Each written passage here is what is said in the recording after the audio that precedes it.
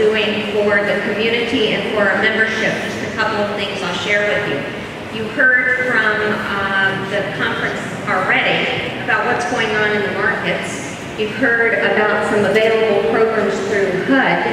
Well, one day our leadership team, and I have one of my leadership team here, Summer Green is our treasurer and hopefully the vice president for next year, and so Summer has been a part of these decisions.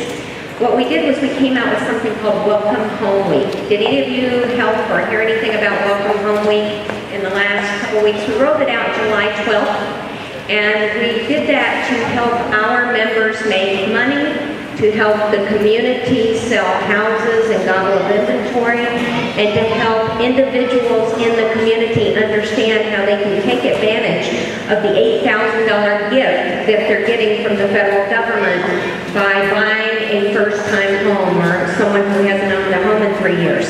So that's one thing that we really have had a push on, and we're going to continue to push it. If you've not been to our website, it's Florida Realtors with an S.org, FloridaRealtors.org. And there is, right in about the center of the page, it's our home buying center. On that home buying center, there is the form for qualifying for the $8,000. There is information on who qualifies in town.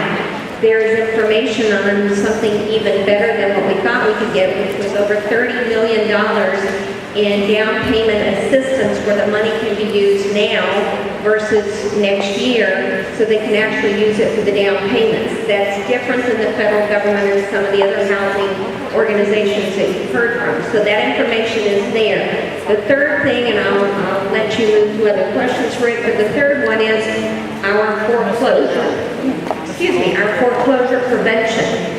We are doing a polling, and there's a survey on there in the home buying center in our foreclosure area, and that's the face of foreclosure. We think there's something different than just they were flippers in the market. They knew what they were doing, and they should be, shame on them, etc. We think there's a face of foreclosure that are people who lost their job, or people who did legitimately buy over their head with not the knowledge that they maybe needed or guided through the process. So we want to know who some of those individuals are, if it's health related.